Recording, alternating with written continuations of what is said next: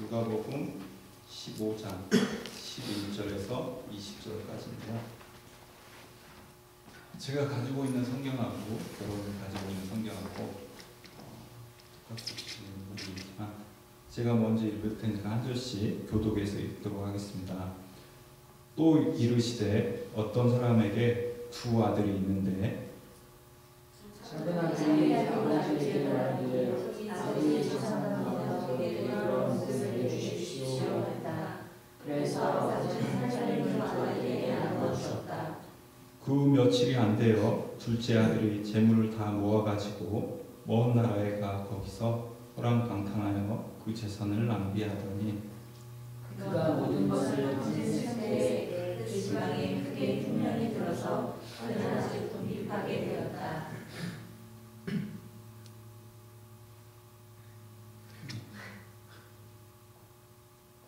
가서 그 나라 백성 중 한 사람에게 붙여 사니 그가 그를 들러 보내어 돼지를 치게 하였는데 그는 돼지가 먹는 쥐어 열매라도 조종하고 배를 채우고 싶은 심정이었으나 그에게 먹을 것을 주는 사람이 없었다. 이에 스스로 돌이켜 이르되 내 아버지에게는 양식이 풍족한 품꾼이 얼마나 많은가 나는 여기서 줄여 주는구나. 내가 일어나 아버지에게 돌아가서 이렇게 말씀드려야겠다. 아버지, 내가 하늘과 아버지 앞에 죄를 지었습니다. 지금부터는 아버지의 아들이라 일컬음을 감당하지 못하겠나이다. 나를 품꾼의 하나로 보소서 하리라 하고 그는 일어나서 아버지에게로 갔다. 그가 아직도 먼 거리에 있는데 그의 아버지가 그를 보고 친히 여겨서 달려가 그의 목을 껴안고 이를 맞추었다. 아멘. 네, 여기까지 보도록 하겠습니다. 오늘 설교 제목은요. 주저앉지 않는 믿음이라는 말씀을 가지고 잠깐 나누려고 합니다. 오늘 부족한 저에게 또 여러분들 앞에서 설교할 수 있는 기회를 주신 하나님과 또 목사님께 진심으로 감사를 드립니다. 처음에 목사님께 설교 부탁을 받고 어떻게 해야 하나 좀 망설이게 되었습니다. 두 가지 이유 때문인데요.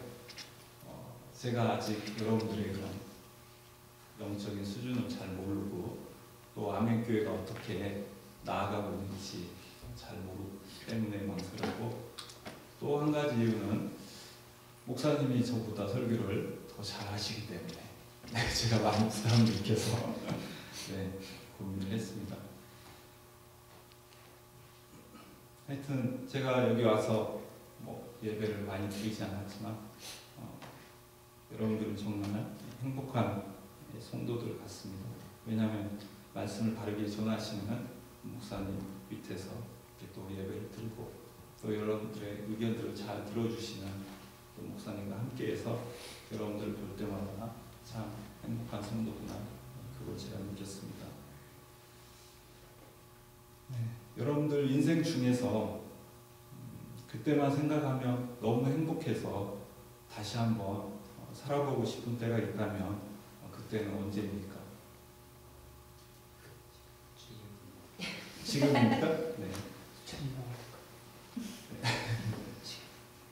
여러 가지가 있을 수 있겠죠. 행복이란 뭐죠? 생활 속에서 기쁨과 만족감을 느껴서 흐뭇한 그런 상태가 되었을 때 우리는 행복함을 느끼게 됩니다. 지금일 수도 있고 또는 사랑하는 사람과 함께 했을 때 힘들었지만 사랑하는 사람과 함께 했을 때 또 목표를 정하고 그 목표를 이루기 위해서 열심히 달려갔는데 그 목표를 또 성취하게 되었을 때 그때 또 만족감과 또 행복감을 느끼시는 분들도 있었을 것입니다. 또는 정말 절망 가운데 있었는데 뜻하지 않은 사람을 또 하나님이 붙여주셔가지고 또 절망을 이기고 또 잘 헤쳐나갔을 때 여러 가지가 있을 수 있겠죠. 저는 설교를 준비하면서 그럼 내가 내 인생 가운데서 가장 행복했던 때는 언제였나 한번 돌아가는데 많이 있었는데 제가 사역을 안 하고 있었을 때죠. 그때 이제 신학교 다니고 있을 때였는데 아주 설교를 잘 전하시는 그런 목사님 교회 가서 내가 좀 배우고 또 설교를 들으면서 은혜를 받아야 되겠다 해가지고 1년 가까이 그 교회를 이제 출석을 한 적이 있습니다. 그래서 정말 그때는 예배 시간마다 정말 말씀을 통해서 큰 은혜를 받게 되었고 또 나의 신앙을 돌아보면서 내가 하나님 앞에 그렇게 큰 죄인이구나 그런 깊은 깨달음과 함께 이렇게 눈물 흘리며 예배 시간마다 이렇게 회개 기도하며 이렇게 말씀대로 또 살아야 되겠다 이렇게 말씀을 지키고 순종하기 위해서 애를 썼던 그런 때가 있었는데 그때가 가장 내 인생 가운데 행복한 때가 아니었나 이렇게 잠깐 생각을 해봤습니다. 여러분이 잘 알고 있는 미국 대통령 오바마는 케냐 국적의 그런 흑인 유학생의 자녀로 이렇게 태어났습니다. 그래서 아주 어려운 어린 시절을 보내게 되었는데 그의 어머니가 인도네시아인가 그렇게 재혼을 하는 바람에 이제 그가 인도네시아에 잠깐 살기도 하였습니다. 그리고 그의 외할머니 손에서 크면서 농부에 미치기도 했고 또 마리아나의 마약에 손이 돼서 이렇게 어린 시절을 또 보내게 되었습니다. 그러나 그는 어느 순간 자기 인생을 이런 식으로 허비해서는 안 되겠다고 생각을 하면서 열심히 공부해서 이제 로스쿨에 들어가서 졸업을 하게 됩니다. 그리고 돈을 많이 벌 수 있는 그런 변호사의 길을 포기하고 시카고의 빈민을 위해서 일하다가 미국 최초의 흑인 대통령이 되었습니다. 그가 방황하던 그런 흑인 손으로 태어나서 방탕하게 삶을 살아가지 않고 그 현실 앞에서 주저앉지 않을 수 있었던 힘이 무엇이었을까요? 물론 그의 의지도 대단했고 또 시대적인 요청이 있기도 했지만 하나님이 그에게 기회를 주셨다는 것입니다. 그의 부모를 보면 정말 절망할 수밖에 없는 그런 상황이었지만 거기에 머물러 있지 않고 새로운 목표를 정해서 더 많이 노력하고 도전하였습니다. 그래서 그의 약점이 강점이 된 것이죠. 살아가다 보면 정말 치명적이라고 할 만한 그런 문제를 만나게 될 수도 있습니다. 그러나 문제는 언제나 상황 그 자체가 아닙니다. 상황이 은혜의 불씨를 꺼트리는 것이 아니라 은혜가 그런 상황의 어려움들을 압도하기에 오히려 고난이 은혜를 더욱 충만하게 누리게 하는 그런 이유가 될 수 있음을 우리가 반드시 기억해야 됩니다. 중요한 것은 나는 믿음으로 그런 상황들을 이길 수 있는 사람인가 이것을 항상 생각해야 합니다. 믿음으로 상황을 이기며 또 지속적인 그런 하나님의 은혜를 받으면서 살아가는 여러분들이 되기를 소망합니다. 하나님께서는 언제나 우리를 사랑하시죠. 그러나 하나님이 우리를 사랑하신다고 해도 우리가 그 사실을 현재 지금 경험하지 못한다면 그것은 우리의 삶에 실질적인 힘이 되지 못합니다. 우리로 하여금 정말 하나님의 그런 사랑을 느끼게 만들어주는 것은 무엇일까요? 그것은 바로 하나님의 은혜입니다. 하나님의 은혜의 통치가 우리 마음 가운데 실현되고 있을 때 우린 비로소 거룩한 삶을 살아갈 수 있게 되는 것입니다. 오늘 읽은 이 본문의 비유는 탕자가 자신의 의지로 아버지의 집을 떠났으나 다시 잘못을 뉘우치고 다시 스스로 아버지께 돌아온 경우입니다. 특별히 여기서 우리는 비록 한때 하나님을 알았던 사람이라 할지라도 언제든지 하나님을 떠날 수 있다는 것을 배울 수 있고 그리고 하나님은 그들을 다시 찾으려 하신다는 사실을 깨달을 수가 있습니다. 탕자의 비유는 평화로운 한 가정의 이야기로 시작을 하고 있습니다. 두 아들이 있는 그런 가정이었죠. 그런데 어느 날 둘째 아들이 차마 요구할 수 없는 것을 아버지에게 요구하였습니다. 아버지가 돌아가실 때 자기에게 돌아올 그런 유산을 지금 미리 달라는 것이었죠. 결국 그는 유산을 아버지에게 받았고 얼마 안 되어서 그것들을 처분하여서 이제 먼 나라로 떠나게 됩니다. 그러나 그는 거기에서 허랑방탕하여서 받은 그런 재산을 다 허비하게 되죠. 근데 때마침 그때 그 나라에 흉년이 찾아왔고 탕자는 이제 끼니를 잊지 못할 만큼 굶주리게 되었습니다. 결국 그는 그 지방에 어떤 집에서 더부살이를 하게 되었고 그 주인은 그를 들판으로 보내어서 유대인들이 가장 가증하게 여기는 그런 돼지를 치는 목부의 생활을 하도록 시켰습니다. 아버지가 살아있는데도 유산을 달라고 하는 것은 정말 불효막심한 행동이죠. 이는 마치 아들이 아버지에게 당신이 죽었다고 칩시다 이렇게 이야기하는 것과 같은 것입니다. 그런데도 그 아버지는 그 아들에게 자신의 유산을 허락해 주었던 것을 보게 됩니다. 아들은 이것을 가지고 아버지의 집을 멀리 떠나가 버렸습니다. 이 아들이 아버지에게 자기의 유산을 요구했을 때 그 아들 마음속에는 아버지와 그런 관계에 대한 즐거움이나 또는 기쁨 같은 것이 하나도 없었습니다. 이 비유를 오늘날 우리에게 적용한다고 할 때 어떤 자들에게 해당되는 그런 이야기라고 생각을 합니까? 우리는 흔히 이 비유를 접할 때 아버지의 집을 멀리 떠난 자녀는 교회도 나오지 않고 또 세상에서 악을 일삼는 그런 방탕한 인간들이라고 생각을 합니다.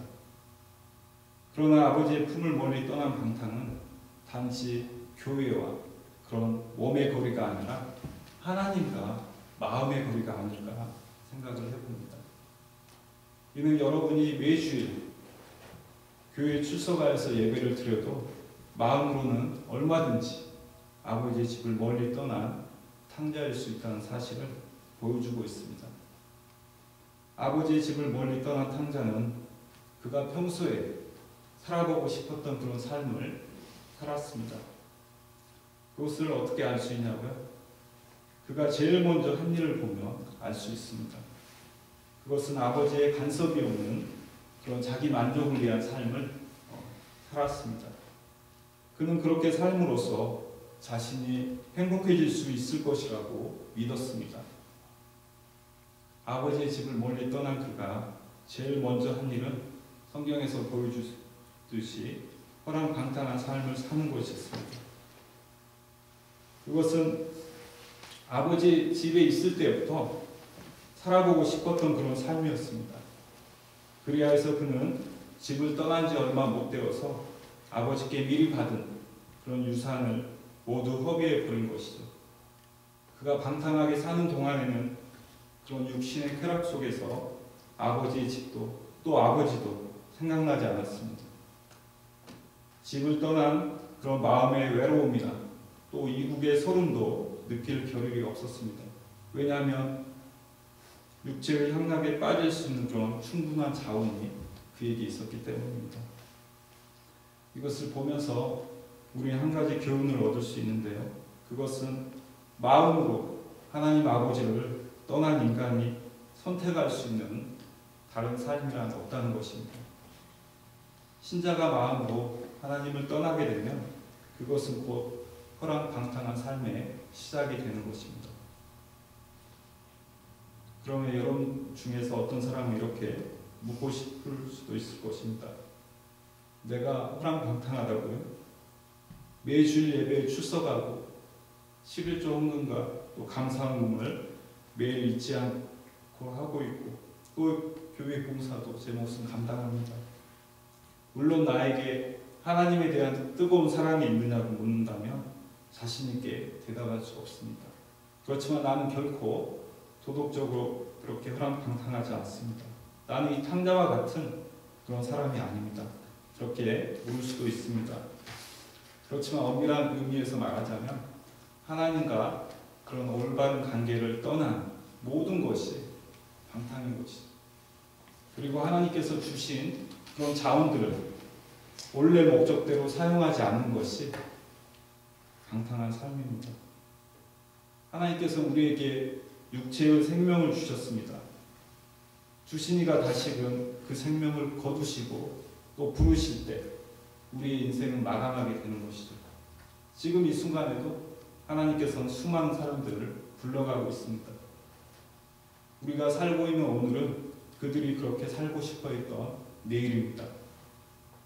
그렇게 하나님은 우리 또한 언제든지 부르실 수 있지만 아직은 이 땅에 살아있게 하셨습니다. 그러므로 오늘 우리들이 누리고 있는 이런 육체의 생명도 하나님의 선물인 것을 알고 우리가 하나님 앞에 감사해야 하는 것이죠. 이것도 하나님께 부여받은 자원이라고 할 수가 있습니다. 이 육체의 생명을 하나님이 천지와 또 우리를 창조하신 그런 목적에 이바지하도록 사용하지 아니하는 것이 방탕하게 사는 것이죠. 이 땅에서 나는 많은 그런 물질적인 자원들도 하나님이 주신 것입니다.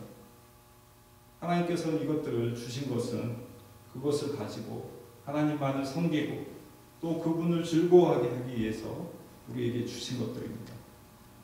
따라서 그것들을 주신 의도대로 사용하지 않고 또 자신이 원하는 대로 사용하는 것이 방탕한 삶이라고 성경은 말하고 있습니다. 비록 우리가 극도의 유욕에 빠진 생활이 아니라고 할지라도 말입니다. 그렇게 아버지를 멀리 떠난 탕자는 호랑방탕한 생활 속에서 유산을 다 낭비하였습니다. 하나님은 우리에게 땅의 자원뿐 아니라 하늘의 자원도 주십니다. 영원한 생명을 그렇게 주신 것. 우리가 매일 하나님과 교제하면서 그 생명과 사랑 안에서 영혼으로서 올바르게 기능할 수 있도록 우리를 거듭나게 하시고 또 구원해 주신 것. 이것이 바로 하늘 자원입니다. 영혼은 단지 영혼이라는 그 사실 자체 때문에 고귀한 것이 아니라 생명을 부여받은 것이기 때문에 하나님의 생명을 우리가 부여받은 것이기 때문에 너무나 고귀한 것이죠. 구원받은 영혼에 그렇게 베풀어 주시는 은혜는 우리가 이 땅에서 누릴 수 있는 최고의 자산인 것이죠. 하나님께서는 그런 하늘 자원들을 주신 것은 우리를 창조하시고 또 구원하신 그런 목적대로 살아가게 하기 위해서 우리에게 주신 것들입니다. 그런데 많은 신자들은 자기가 무엇을 위해서 태어나고 자기가 구원받았는지조차도 모른 채 그렇게 살아가고 있습니다. 이것은 하나님과 또 그의 나라와 의와는 상관이 없는 그런 삶을 살아가는 것이죠. 이것이 바로 허랑방탕한 삶인 것입니다. 그러나 우리가 이런 삶을 살게 되면 언젠가는 모든 것을 허비하게 되는 날이 오게 됩니다. 하나님이 육체의 생명을 연장해 주셔서 지금껏 우리는 살아있지만 언젠가는 우리도 피가 식고 혀가 굳는 날이 다가올 것입니다. 하나님께서 이 땅에 있는 동안 우리에게 주신 그런 모든 자원들은 하나님께서 그것으로서 망가진 세상을 고치고 또 하나님을 섬기라고 주신 것들이죠. 여러분이 돈을 얼마나 벌든지 그것은 여러분의 것이 아닙니다. 여러분이 받은 은혜가 얼마나 크든지 그것 또한 여러분의 것이 아님을 기억해야 합니다. 하나님께서 당신 자신과 또 이 세상을 위하여서 여러분들에게 잠깐 위탁하신 것입니다. 그것을 위탁하신 그런 하나님의 마음과는 상관없이 그것을 사용함으로써 허비하는 것이 바로 허랑방탕한 생활인 것이죠. 또 하늘 자원도 마찬가지입니다.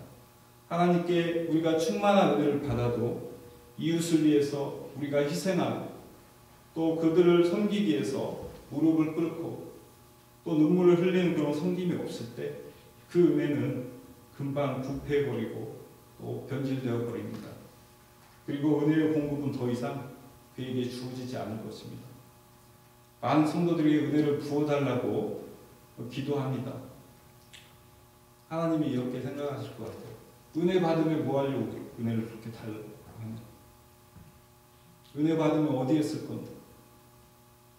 우리가 섬기지 않으면 그런 많은 은혜도 소용이 없는 것이죠. 그래서 하나님을 떠나게 될 때 그에게 찾아온 것은 궁핍함이었습니다. 아버지의 집에서 가지고 나온 그런 재산을 다 써버렸을 때 그 나라에 커다란 흉년이 들었습니다. 그는 대지를 치는 목부의 그런 일자리라도 얻고자 했는데 이를 위해서도 입에 풀칠을 할 수가 없어서 대지에 사려온 지연 열매라도 그렇게 먹고자 했습니다. 그러나 그것마저도 취할 수 없는 그런 비참한 처지가 되었습니다. 한번 탕자의 모습을 상상해 보십시오. 며칠 굶어서 배에서 꼬르륵 소리가 나고 또 먹을 것이 없어서 기력이 쇠해진 그런 모습을 한번 생각해 보시기 바랍니다. 이것이 바로 하나님을 떠난 그런 인간의 궁핍한 모습이 아닐까 생각을 해봅니다. 그는 정말 부러울 것 없이 유복한 가정에서 태어났습니다. 그가 왜 이런 불행한 처지가 되었습니까? 그것은 그 아들이 아버지의 바깥에서 행복을 찾으려고 했기 때문입니다.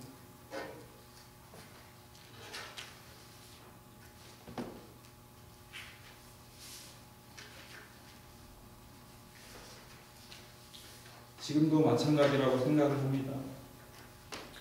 우리가 비록 신자라고 할지라도 하나님 아버지와 그런 바른 관계를 가지고 살아가지 않는다면, 그리고 하나님께서 우리에게 주신 그런 자원들을 바르게 사용하지 않는다면 우리도 탕자처럼 그렇게 불행하게 될 것입니다. 이 탕자의 아버지는 정말 인자하고 생각이 깊고 또 자녀를 깊이 사랑하는 그런 아버지였음에 틀림없습니다. 만약 탕자가 집을 떠나지 않고 아버지 집에서 사랑을 받으며 함께 살았더라면 재산도 더 불어나고 받을 유산도 더 많아졌을 것입니다. 그러나 이 아들은 아버지와 함께 살아가는 그런 행복을 잘 몰랐습니다. 그는 아버지와 함께 살면서 이미 많은 그런 행복을 누리고 있었지만 그것을 행복이라고 느끼지 않았습니다. 자목, 여러분들 모두 가슴에 한번 손을 얹어 보십시오. 그리고 한번 생각해 보십시오. 지금 여러분은 아버지의 집에 살고 있습니까? 물론 여러분의 몸은 아버지의 집에 와 있을 수 있습니다. 그러나 지금 여러분의 마음도 아버지의 집에 있습니까? 그래서 여러분들은 아버지와 함께 살아가는 그런 즐거움들을 누리고 있습니까? 여러분의 참된 행복이 아버지의 기쁨과 관련이 있는지 깊이 생각해 보십시오. 지금 여러분들이 누리는 그런 아버지와의 평화가 온전히 그리스도께서 십자가에서 당하신 그런 고난 때문이었다는 사실을 항상 잊지 않고 살아가는지 깊이 생각해야 합니다. 여기서 자신 있게 대답을 하지 못한다면 여러분은 아버지의 집에서 사랑받는 아들이 아닐 것입니다. 갈 곳 없이 그런 대지 위에서 떠나온 고향집을 그리워하는 그런 탕자를 보십시오. 이제 그에게 무슨 자원이 남아 있습니까? 이런 상황에서 탕자가 마지막으로 할 수 있었던 일은 무엇이었을까요? 모든 그런 관계가 단절되어서 홀로 남겨진 존재가 되었을 때 비로소 아버지의 집이 생각이 났습니다. 우리들도 인생을 살아가면서 탕자와 같은 경우는 아니더라도 어려운 상황을 만나게 될 때가 있을 것입니다. 그때 우리가 포기해버리고 또 주저앉아버리고 남을 원망하고 펑펑 울고 싶은 마음이 들더라도 우리는 생각을 해야 합니다. 어떤 생각을 해야 합니까?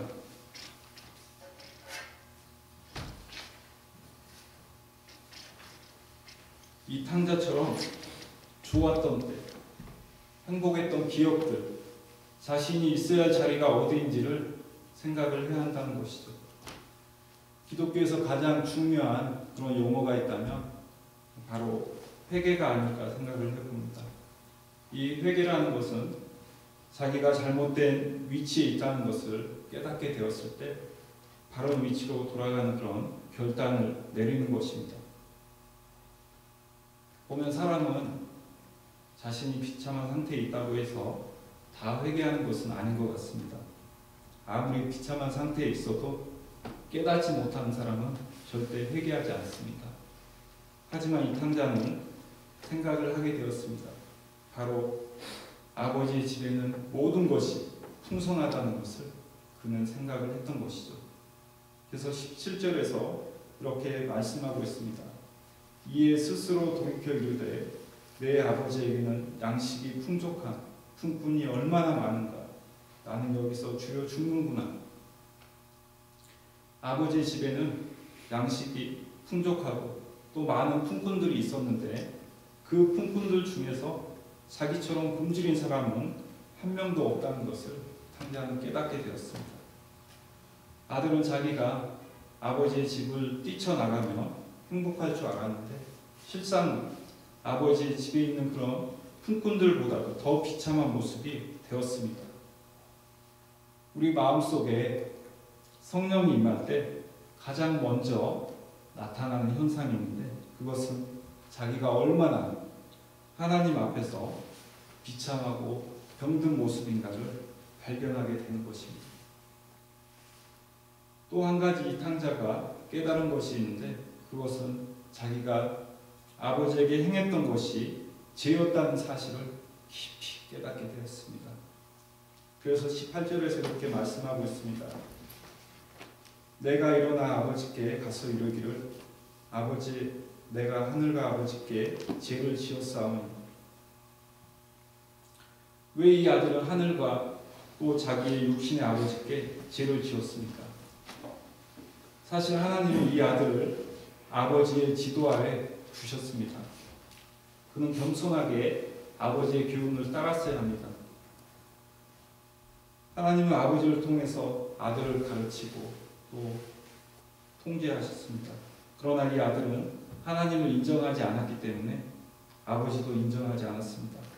그래서 이 아들은 자기 뜻대로 이 세상의 것을 무한정으로 가질 수 있다고 생각을 했던 것 같습니다. 이것은 하나님을 인정하지 않는 것이며 또 아버지를 무시하는 그런 태도라고 볼 수 있죠. 그래서 아들은 아버지의 그런 뜻을 거역하고 자기 욕심을 따라서 이 세상으로 나갔습니다. 이것이 바로 죄였던 것입니다. 인간에게 죄라는 것은 무슨 다른 것이 아니라 하나님을 인정하지 않는 것이 바로 죄인 것입니다. 우리 옆에 사람과 한번 이렇게 말해봤으면 합니다. 죄란, 옆에 사람과 죄란 다른 것이 아니라 하나님을 인정하지 않는 것이다. 우리가 하나님을 인정한다면 하나님이 이 세상의 모든 것의 그런 주인이기 때문에 감히 죄를 범할 수 없게 되는 것이죠. 마지막으로 살펴볼 말씀 구절은 19절입니다. 19절에서 이렇게 이야기하고 있습니다. 지금부터는 아버지의 아들이라 일컬음을 감당하지 못하겠나이다.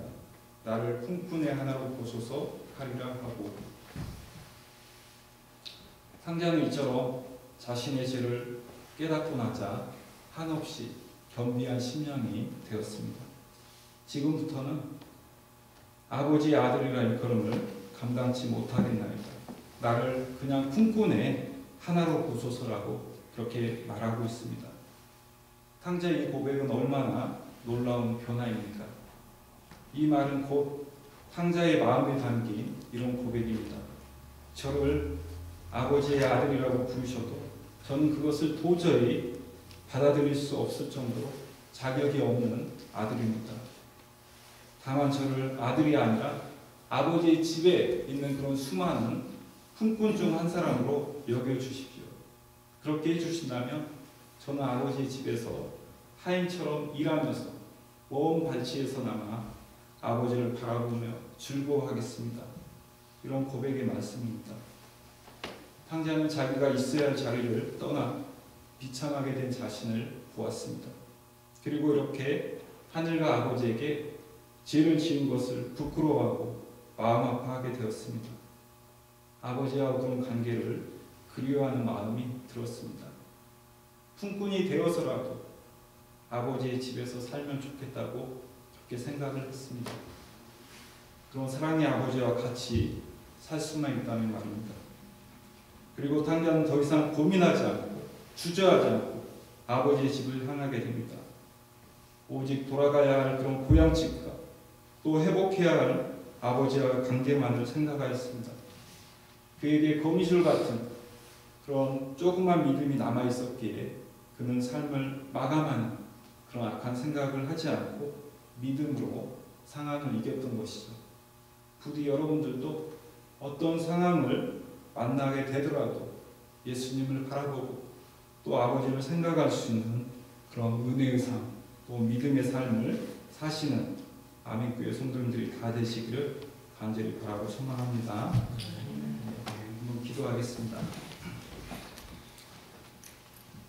좋으신 아버지 하나님, 이렇게 금요 기도에 아멘교회 식구들과 함께 하나님을 경배하고 또 말씀을 함께 나눌 수 있는 기회를 주시니 감사합니다.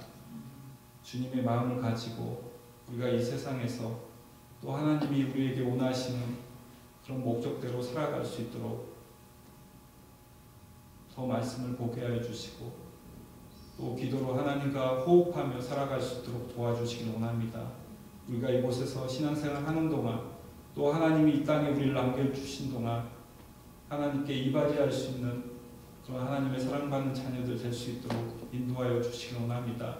우리가 어떤 상황 속에 있더라도 믿음으로 하나님의 지속적인 은혜로 헤쳐나갈 수 있도록 도우시고 우리의 앞길을 인도해서 하나님께 정말 기쁨이 되는 우리 모두가 될 수 있도록 인도하여 주시길 원하오며 귀하신 예수님의 이름으로 간절히 기도합니다. 아멘.